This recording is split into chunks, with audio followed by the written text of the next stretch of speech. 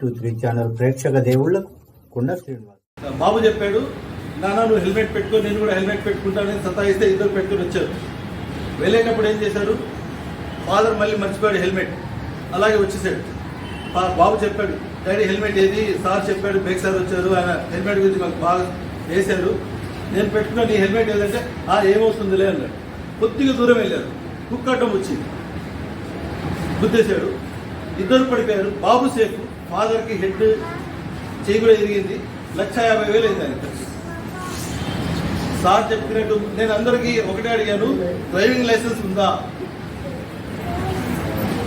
RC book ఉందా అని అడిగాను. సార్ అవి రెండు తీసుకోండి, అది ఎందుకంటే దానివల్ల ఇన్సూరెన్స్ వస్తుంది, ఒకవేళ ఏమైనా యాక్సిడెంట్ అక్కరైతే మాత్రం డెఫినెట్గా మనకు ఫైనాన్షియల్ ప్రాబ్లం ఉండదని చెప్పేసి అవి కూడా అవగాహన ఉండడానికి సార్ని అడిగాము మేము.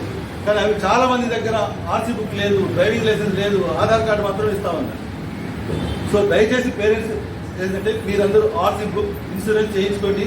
పర్టికులర్ ఎందుకంటే సిటీలో మనం ఎప్పుడు యాక్సిడెంట్ అవుతుందో తెలియదు, ఎవడు ఎక్కించుకుంటాడో తెలియదు, ఎప్పుడు ఏమవుతుందో తెలియని పరిస్థితి. ట్రాఫిక్ అసలు అధ్వానంగా ఉంది, మన దగ్గర రోడ్లు చాలా భయంకరంగా ఉన్నాయి.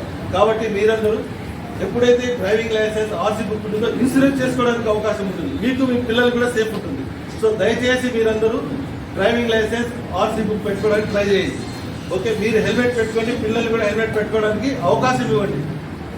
ఓకే, ప్రమాదాలని అవాయిడ్ చేయండి, జాగ్రత్తగా ఉండండి. ఈ అవకాశం వచ్చినందుకు